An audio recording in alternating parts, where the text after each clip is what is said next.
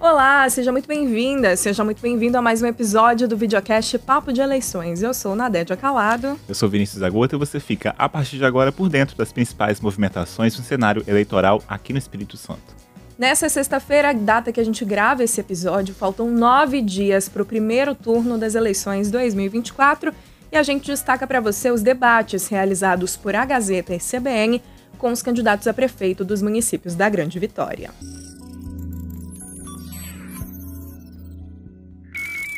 Para apresentar para você quem está aqui hoje, uma curiosidade, nós todos aqui somos repórteres do Núcleo de Eleições, de A Gazeta, e cada um acompanha mais de perto um município da Grande Vitória. Eu acompanho mais Vila Velha, Vinícius Agoto com Vitória, Aline Nunes com Cariacica, Thiago Alencar acompanha mais a Serra. Então, para a gente começar a falar dos debates, vamos falar do primeiro que foi realizado ainda na sexta-feira, dia 20, que foi o de Vitória, né, Zagoto? Ao todo a gente fez 4 debates, né, começando na sexta-feira, dia 20, com Vitória. E foi importante porque o prefeito da cidade, Lorenzo Pasolini, do Republicanos, compareceu, né, diferentemente do que aconteceu no primeiro debate televisivo na TV Capixaba, na Band, que ele faltou e acabou aí não justificando essa ausência. Tinha até uma apreensão, inclusive, se ele ia comparecer aqui no nosso debate, mas ele veio, esteve presente e justamente por estar presente acabou aí sendo alvo de todos os outros candidatos, né?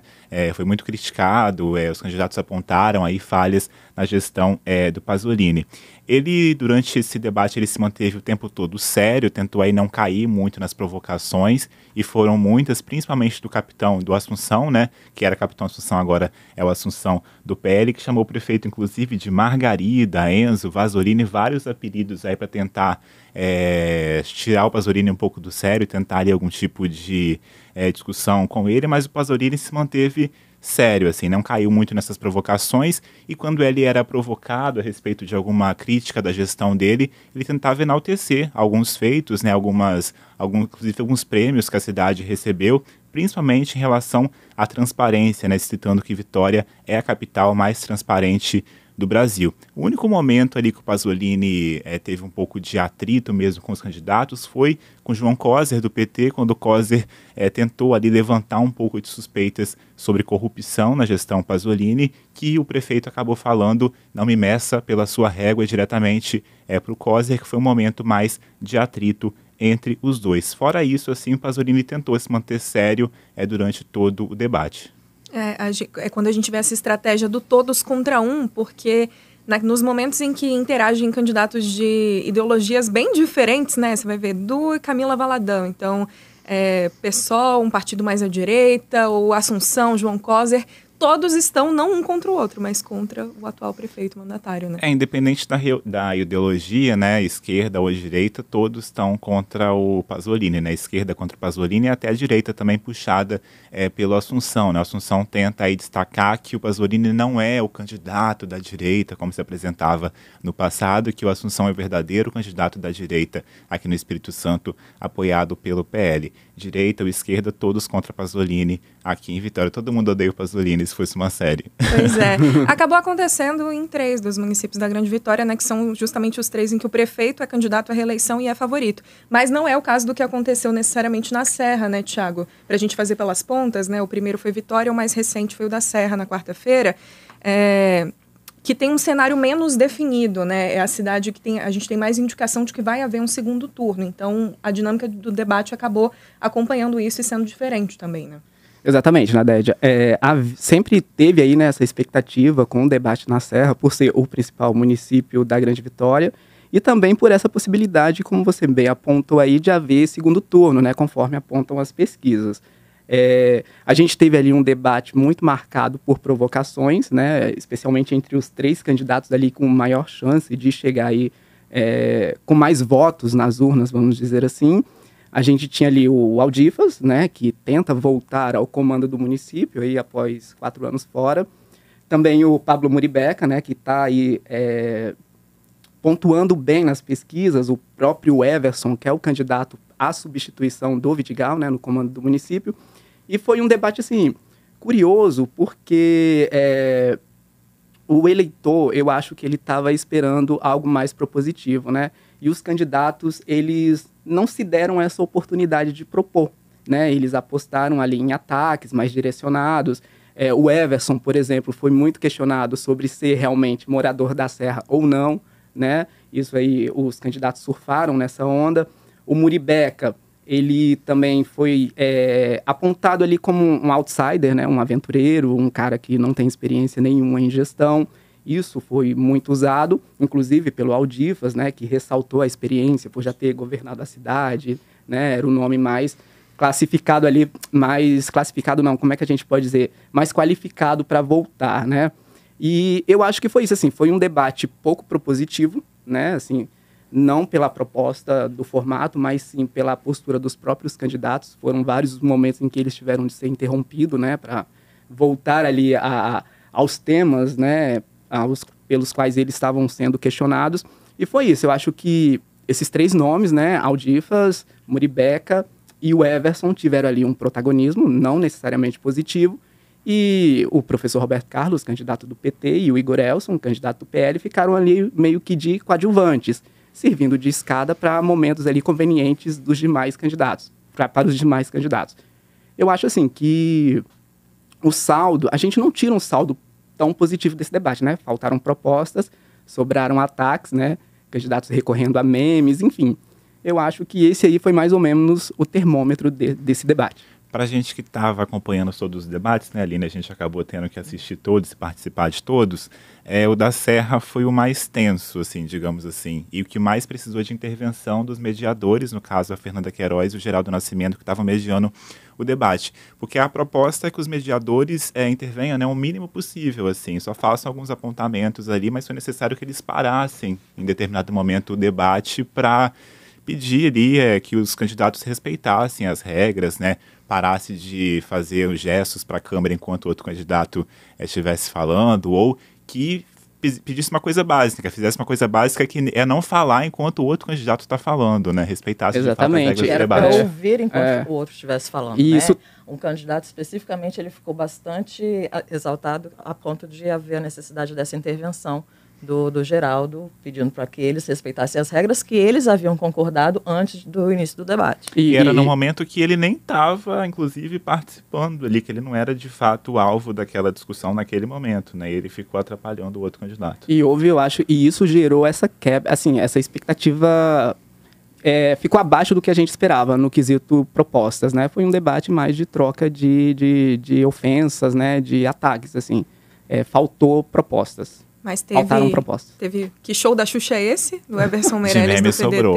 Tentou levantar sua carteira de trabalho. Assim como o Marçal fez em São Paulo. E assim como o Marçal, Pablo Muribeca também ficou tentando gesticular ali para a câmera, fazendo o M, que para ele é de mudança de Muribeca. Eu acho que, dentre todos, o Muribeca, assim, ele foi o mais personagem ali, né? Assim, tentando desestabilizar sempre os demais candidatos, não respeitando o momento da fala. Então, eu acho que ele tentou encarnar, assim, esse personagem que desestabiliza. Realmente, assim, a gente tem nele ali, a gente vê muito nítida essa vontade de copiar o Marçal, né? E no final eu conversei com o que a gente tem recebido, né? Assinantes, a gente recebeu assinantes, leitores da Gazeta, ouvintes da Rádio CBN aqui, foram convidados para participar do debate. Em todos os debates a gente acabou conversando e entrevistando esses assinantes. E no final o assinante lamentou um pouco justamente isso, que ele falou que veio para o debate, mas que sentiu muita falta de proposta, né? Ele ficou chateado porque os candidatos ficavam mais ali se atacando entre si e menos fazendo proposta para a cidade. Ele falou que saiu um pouco insatisfeito com essa situação aí. Eu acho que isso um pouco meio que beneficiou o Aldifas, assim, em partes. Por quê? Porque a partir do momento que vinha um ataque, né, assim, era feita uma pergunta e os candidatos respondiam com ataque. O Aldifas, ele tinha a chance, nesse momento, de relembrar obras que ele já fez na Serra. Então, isso, como o voto da Serra, né, segundo especialistas que a gente ouve, é um voto meio que de memória, o cara vota naquele candidato que já fez algo pelo município, eu acho que isso, em algum momento, beneficiou o Aldifas. Boa.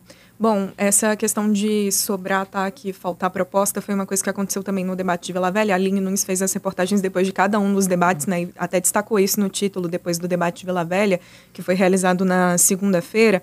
E aí, nesse caso, mais uma vez, sobre a figura do atual prefeito, que é candidato à reeleição, que lá é o Arnaldinho Borgo, do Podemos. Ele está bastante à frente nas pesquisas, está vislumbrando aí, possivelmente, uma vitória no primeiro turno. E ele foi muito questionado sobre diversos pontos, tanto pelos jornalistas mas quanto principalmente pelos demais candidatos. Então, pelo fato de não ter cumprido a meta de 50% de escolas em tempo integral, por ter investido muito em áreas de lazer. Então, ele falou sobre adversários que o chamam de prefeito das pracinhas, né, porque ele construiu muitas pracinhas, e ele se defendeu, disse que investiu em pracinha, que vai continuar colocando pracinha, porque pracinha é importante para as famílias, e foi criticado por supostamente levar crédito por obras que foram realizadas graças a recursos do governo estadual, né? A gente sabe que o governador Renato Casagrande está apoiando a candidatura do Arnaldinho, os dois firmaram uma parceria ao longo dos 4 anos do mandato, na verdade, né? Principalmente nesses últimos 2 anos.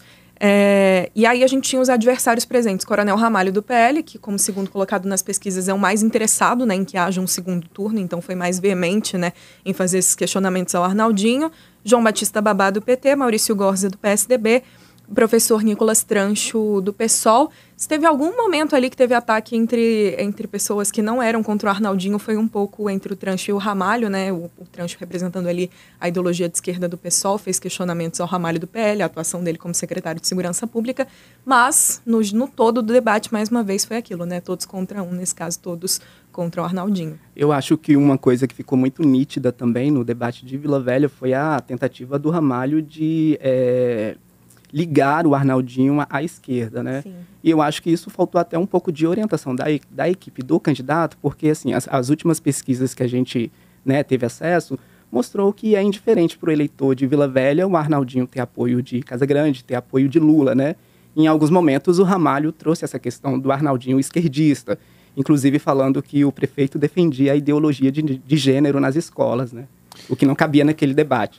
Nem há nenhum indicativo de que isso de fato ocorra nas escolas do município de Vila Velha. É o recurso que o Ramalho tem, né? O que ele pode dizer é que ele é o candidato do Bolsonaro, que representa um espectro mais à direita, embora tenha vários partidos de direita na enorme coligação do Arnaldinho Borgo, que são 13 partidos.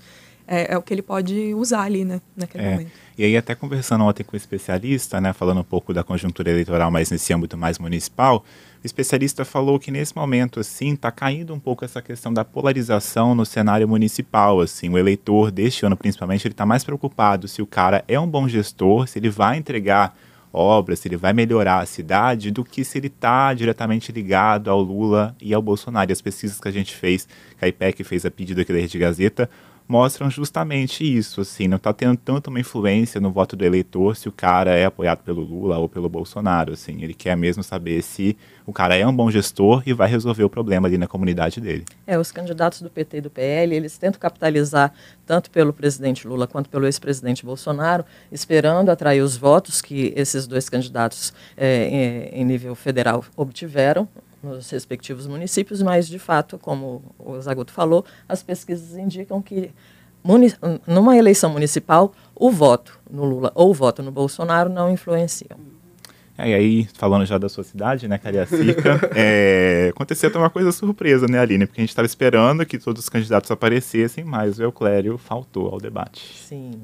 No debate de Cariacica, só a Célia Tavares, do PT, e o Ivan Bastos, do PL, que participaram, né? Embora a equipe do Euclério tivesse participado de um encontro que antecedeu o debate, indicando que o prefeito estaria presente. Só que no dia ele alegou outro compromisso e não compareceu.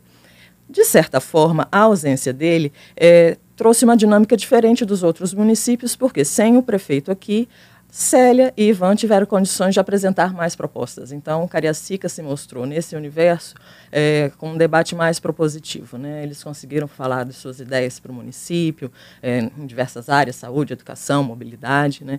Eles criticaram, obviamente, a ausência do Euclério, criticaram também alguns pontos da gestão que eles identificam como problemáticos, mas conseguiram ser mais propositivos, como eu já falei, porque tiveram aquele espaço para falar sobre o que eles planejam para o município caso sejam eleitos. Então, Cariacica teve um panorama diferente. Você acha que, Aline, você acha que isso aconteceu assim por um excesso de autoconfiança do Euclério?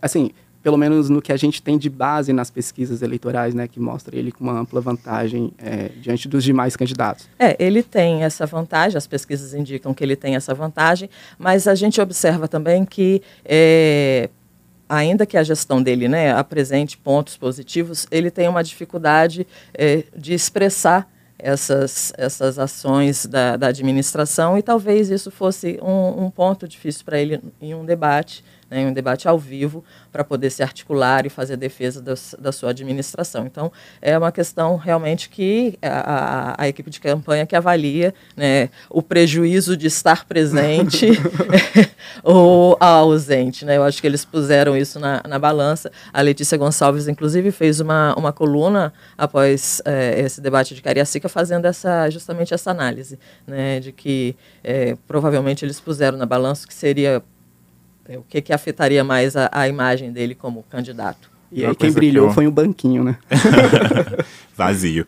Uma coisa que eu achei curiosa nesse debate é que, assim, PL e PT, que são rivais nacionalmente, aqui no Espírito Santo também, em dados momentos ali, bem cordiais um com o outro, né? Até se abraçaram Até depois. se abraçaram no final. Até se abraçaram no final, porque eu acho que tem um pouco disso que a gente falou anteriormente, que essa questão da polarização, ela fica mais numa instância federal, né? Quando está aqui, os dois conhecem os problemas da cidade, vêm, né, e se colocam como opositores da atual gestão, então eles têm ali alguma concordância naquilo que eles querem trazer para o município caso sejam eleitos, né?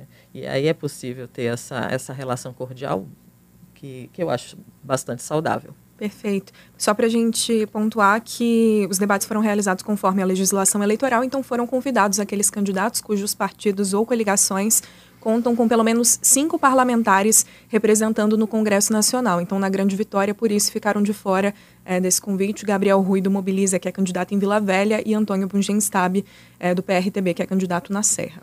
Pois é, acabou a nossa maratona aí de debates da Gazeta CBN, mas tem mais debates, dessa vez realizados pela TV Gazeta.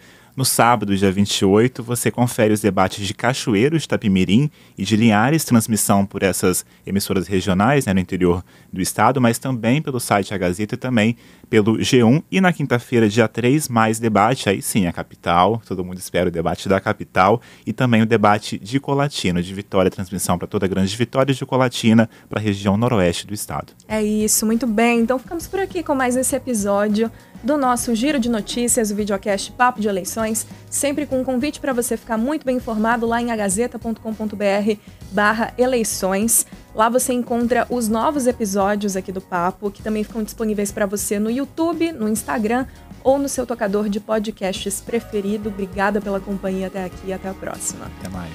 Até mais.